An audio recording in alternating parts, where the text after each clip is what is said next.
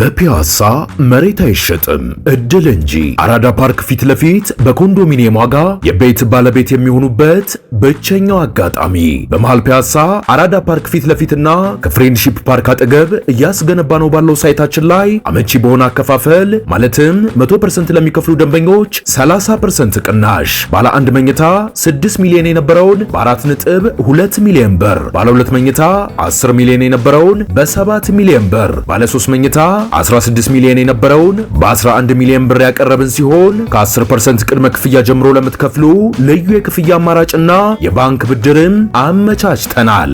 አፓርትመንቶቻችን በቂ የሆነ ፓርኪንግ፣ የከርሰ ምድር ውሃ፣ የልጆች መጫወቻ ያካተቱ ናቸው። በተጨማሪም በመርካቶ ተክለ ሃይማኖት የንግድ ሱቆችን ከ2.2 ሚሊዮን ብር ጠቅላላ ክፍያ ጀምሮ ይዘን ቀርበናል። ልብ ይበሉ፣ የኛ ልዩነት እኛ የምንሸጠው በኔት ኤሪያ ብቻ ነው። ለበለጠ መረጃ ከታች ባለው ስልክ ይደውሉ። ጤና ይስጥልን አድማጮች፣ ይህ አዋዜ ልዩ ላልሰማችሁ ነው። ከመረጃዎቹ ጋር አብርሃም መኳንንት ነኝ። ቴህራን በአሜሪካ ስጋት ውስጥ ሆኜ ምንም የማደርገው ድርድር የለም ስትል ገለጸች። በቴህራንና በዩናይትድ ስቴትስ መካከል ያለው ቀውስ ምንም መሻሻል ሳያመጣ 9ኛ ሳምንቱን ይዟል። በአባስ አራግቺ የተመራ የኢራን ከፍተኛ ዲፕሎማቶች ሩሲያ መግባቱ ተሰማ። ኢራን ፓኪስታን ገለልተኛ አስታራቂ አይደለችም ስትል ክስ አሰማች። የሄዝቦላህ መሪ ናኢም ቃሲም ቡድናችን በፍጹም አይንበረከክም ሲሉ ተናግረዋል። እነዚህንና ሌሎች ጉዳዮችን በዝርዝር እናስደምጣችኋለን። አብራችሁን ቆዩ። በአባስ አራግቺ የተመራ የኢራን ከፍተኛ ዲፕሎማቶች ሩሲያ መግባቱ ተሰማ። ሚኒስትሩ ወደ ሞስኮ ያመሩት ከዩናይትድ ስቴትስ ጋር ያለውን ወቅታዊ ግጭት ለማስቆም በሚቻልባቸው ሁኔታዎች ላይ ለመወያየት በኢስላማባድ ካደረጉት ቆይታ በኋላ ነው። ከፍተኛ ዲፕሎማቱ በሞስኮ ቆይታቸው ከፕሬዝዳንት ፑቲን ጋር እንዲሁም ከከፍተኛ የሩሲያ ባለስልጣናት ጋር ይወያያሉ ተብሎ እንደሚጠበቅ ተሰምቷል። የከፍተኛ ዲፕሎማቶች ቡድኑ ሞስኮ የገባው ፕሬዝዳንት ትራምፕ ቴህራን ከዋይት ሃውስ ጋር በስልክ መነጋገር ትችላለች ካሉ በኋላ ነው። አባስ አራግቺ ከፕሬዝዳንት ቭላዲሚር ፑቲን ጋር ለመነጋገር ቀጠሮ እንደተያዘ ኢርና የተሰኘው የኢራን መገናኛ ብዙሃን ዘግቧል። ፕሬዝዳንት ፑቲን ከአራግቺ ጋር ለመገናኘት እቅድ እንዳላቸውም የሩሲያው ታስ አስነብቧል። ቴህራን በአሜሪካ ስጋት ውስጥ ሆኜ ምንም የማደርገው ድርድር የለም ስትል ገለጸች። በቴህራንና በዩናይትድ ስቴትስ መካከል ያለው ቀውስ ምንም መሻሻል ሳያመጣ 9ኛ ሳምንቱን ደፍኗል። የኢራን የውጭ ጉዳይ ሚኒስትሩ አባስ አራግቺ አርብ ዕለት ወደ ፓኪስታን ኢስላማባድ አቅንተው የነበረ ሲሆን የአሜሪካ ተደራዳሪዎች ደግሞ ቅዳሜ ኢስላማባድ ይገባሉ ተብሎ እየተጠበቀም ነበር። በዚህ መሃል የአባስ አራግቺ ድንገተኛ ውሳኔ ዶናልድ ትራምፕ ተደራዳሪዎቻቸው ወደ ፓኪስታን ሊያደርጉ የነበረውን ጉዞ እንዲሰርዙት አስገድዷቸዋል። ፕሬዝዳንት ትራምፕ የኢራን ባለስልጣናት ለንግግር ዝግጁ ሲሆኑ ለአደራዳሪዎች አሁን ዝግጁ ነን ብለው ማሳወቅ ይችላሉ ብለዋል።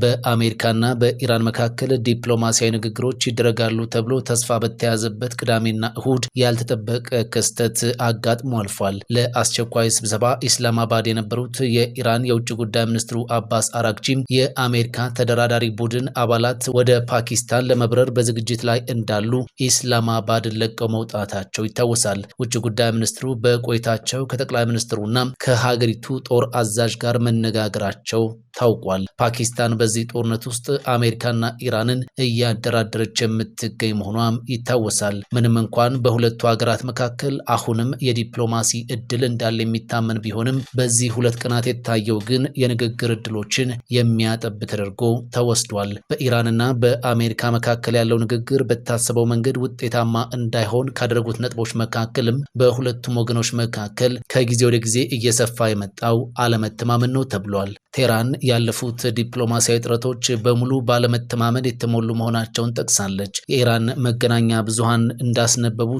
ውጭ ጉዳይ ሚኒስትሩ አባስ አራግቺ ዳግም ወደ ፓኪስታን ይመለሳሉ። ኢራን አዲስ እቅድ በአደራዳሪዋ ፓኪስታን አማካኝነት ለአሜሪካ ማቅረቧን አክሲዮስ የተሰኘው የዜና ምንጭ አስነብቧል። ይህ እቅድ በሆርሙዝ ወሽመጥ ላይ የተፈጠረውን ቀውስ ስለመፍታትና አሜሪካ በኢራን ወደቦች በጣለችው እገዳ ላይ ትኩረት እንዲከፍት ያደርጋል ብሏል። የኒውክሌር ጉዳዩ ከዚህ በኋላ የሚመጣ ነው በማለት ሐሳብ አቅርባለች ነው የተባለው። አባስ አራግቺና ልዑካቸው ከፓኪስታን ወደ ኦማን ጉዟቸውን አድርገው የነበረ ሲሆን በኦማን በነበራቸው ቆይታም ውጤታማ ጊዜ እንደነበራቸው በኤክስ ገጻቸው ላይ አጋርቷል። ሚኒስትሩ በሀገራቸውና በአሜሪካ እስራኤል መካከል ያለውን ጦርነት ለመቋጨት ዲፕሎማሲያዊ ጥረቶችን እያደረጉ ነው የተባለ ሲሆን ዛሬም ለተመሳሳይ ዓላማ ሞስኮ ይገኛሉ። ኢራን ፓኪስታን ገለልተኛ አስታራቂ አይደለችም ስትል ክስ አሰማች። በኢራንና በአሜሪካ መካከል ያለውን ጦርነት ለማርገብ የአስታራቂነት ሚና እየተወጣች ያለችው ፓኪስታን በኢራን በኩል ሚናዋ ጥያቄ ውስጥ ገብቷል። የኢራን ብሔራዊ ደህንነትና የውጭ ጉዳይ ፖሊሲ ኮሚሽን ቃል አቀባይ ኢብራሂም ራዛኢ ኢስላማባድ ለድርድሩ የምታሳየው አቋም ለዋሽንግተን ያደላ ነው ሲሉ ተቃውሟል። ውጭ ጉዳይ ሚኒስትር አባስ አራግቺ በኢስላማባድ እና በኦማን እንዲሁም በሞስኮ የሰላም ጥረት እያደረጉ ቢሆንም በአገሪቱ የፖለቲካ አዋቂዎች ዘንድ ግን ፓኪስታን ላይ የተጣለው እምነት እየተሸረሸረ መሆኑ ተመላክቷል። ፓኪስታን ዋሽንግተንን በግልጽ ከመተቸት በመቆጠቧ ለሽምግልና የሚያስፈልጋት ገለልተኝነት ይጎርላታል ሲሉ ኢብራሂም ገልጸዋል። አሜሪካ በሊባኖስ ጉዳይና በታገዱ የኢራን ንብረቶች ላይ የገባችውን ቃል እንድትፈጽም ኢስላማባድ ተገቢውን ዲፕሎማሲያዊ ጫና አላደረገችም ብለዋል። ረዛኢ ፓኪስታን ጥሩ ጎረቤት መሆኗን ባይክዱም ለአሁኑ ስብስብ ድርድር ግን ምቹ አለመሆኗን በኤክስ ገጻቸው አስፍረዋል። የሄዝቦላ መሪ ናኢም ቃሲም ቡድናችን በፍጹም አይንበረከክም አሉ። መሪው ቡድናቸው ትጥቅ እንደማይፈታ በድጋሚ ማረጋገጣቸውን ከአልጀዚራ ዘገባ ላይ ተመልክተናል። የቡድኑ መሪ በእርግጥ መስዋዕትነቱ ትልቅ ነው፣ ነገር ግን ይህ የነጻነትና የክብር ዋጋ ነው ሲሉ ገልጸዋል። ታላቁ የሊባኖስ ሕዝብ ከክብር ጋር ነጻ መውጣትን አሊያም በወረራ ስር ከመኖር ምርጫዎች መካከል ክብሩን መርጦ በጀግንነት እየታገለ ይገኛል ብለዋል። አክለውም ለሊባኖስና ለሕዝቧ የምናደርገውን የመከላከል ተጋድሎ እንቀጥላለን፣ ወደ ቀድሞው ሁኔታ አንመለስም በማለት ተናግረዋል። የእስራኤልን ጥቃት እንመክታለን እንዲሁም እንጋፈጣለን በማለትም ቁርጠኝነታቸውን አረጋግጠዋል። ጠላት ምንም አይነት ዛቻ ቢሰነዝር ወደ ኋላ አንልም፣ አንንበረከክም በማለት ቃል ገብተዋል። ቃሲም የቡድናቸው አቅም የማይዳከም መሆኑን አንስተው እስራኤል በሊባኖስ ምድር እንደማትቆይ ቃል ገብተዋል። ይህ በእንዲህ እንዳለ ሄዝቦላ የሊባኖስ መንግስት ከእስራኤል ጋር የሚያደርገውን ድርድር እንዲተው ጠይቋል። የቡድኑ መሪ የሊባኖስ መንግስት የውስጥ ውይይት እንዲያደርግ ጠይቀዋል። እስራኤል ከአሜሪካ ጋር በመሆን ቡድኑን ለማጥፋት ብትሰራም አልተሳካላትም ብለዋል። ናኢም ቃሲም የሊባኖስ መንግስት ከእስራኤል ጋር እያደረገ ያለው ንግግር ውድቅ በማድረግ ቀጥተኛ ድርድር ከመደረጉ በፊት የእስራኤል ጥቃቶች እንዲቆሙ እንዲሁም ሌሎች ቅድመ ሁኔታዎች መከበር እንዳለባቸው ተናግረዋል። ኢራን በጠላት ላይ አንድነቷ የጸና ነው ሲሉ አንድ የሀገሪቱ ባለስልጣን ተናገሩ። ፕሬዚዳንት ትራምፕ ስለ ኢራን መሪዎች አስተያየት ከሰጡ በኋላ የፓርላማ አባል ምንም አይነት ልዩነት የለብንም፣ እኛ አንድ ህዝብ ነን፣ ዓላማችንም አንድ ነው በማለት ምላሻቸውን ሰጥቷል። ዛሬ ኢርና እንደዘገበው ከሆነ የኢራን ፓርላማ አባል ከዩናይትድ ስቴትስና እስራኤል ጋር ውጥረት ባለበት በዚህ ወቅት ኢራን በጠላት ላይ አንድነቷ የጸና ነው ብለዋል። በእኛ መካከል ምንም አይነት ልዩነት የለብንም፣ እኛ አንድ ህዝብ ነን፣ ዓላማችንም አንድ ነው። በመካከላችን ካሉ ጥቃቅን ልዩነቶች ይልቅ የሚያስተሳስሩን የጋራ እሴቶቻችን እጅግ ይበልጣሉ ማለታቸውን ዘገባው አትቷል። የህዝቡ ሚና ወሳኝ መሆኑን የጠቀሱት ባለስልጣኑ ህዝቡ ለድርድር ቡድኑና ለዲፕሎማሲው ድጋፍ እንደሚሰጥም ተናግረዋል።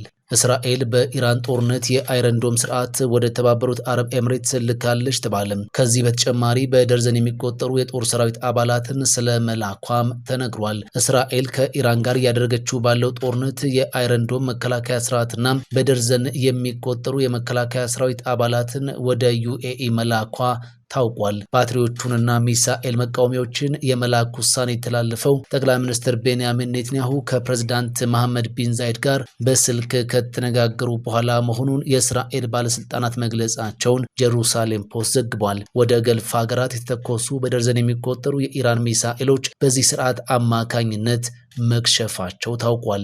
ከ2020 አብርሃም አኮርድ ስምምነት ወዲህ በሁለቱ አገራት መካከል ያለው የደህንነትና የመረጃ ትብብር እየጨመረ የመጣ ቢሆንም በቅርብ ጊዜው የኢራን ጦርነት ግን አዲስ ደረጃ ላይ ደርሷል። በዚህ ጦርነት ኢራን በተባበሩት አረብ ኤምሬትስ ላይ በርካታ የክሩዝና የባላስቲክ ሚሳኤል ጥቃቶችን የሰነዘረች ቢሆንም አብዛኞቹ ግን መምከናቸው ይታወቃል።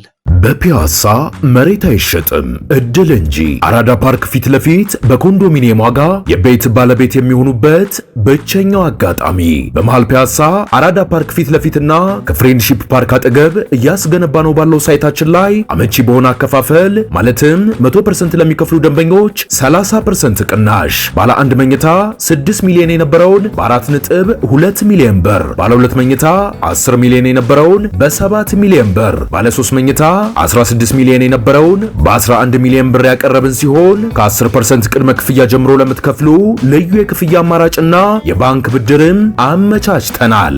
አፓርትመንቶቻችን በቂ የሆነ ፓርኪንግ፣ የከርሰ ምድር ውሃ፣ የልጆች መጫወቻ ያካተቱ ናቸው። በተጨማሪም በመርካቶ ተክለ ሃይማኖት የንግድ ሱቆችን ከ2.2 ሚሊዮን ብር ጠቅላላ ክፍያ ጀምሮ ይዘን ቀርበናል። ልብ ይበሉ፣ የኛ ልዩነት እኛ የምንሸጠው በኔት ኤሪያ ብቻ ነው። ለበለጠ መረጃ ከታች ባለው ስልክ ይደውሉ።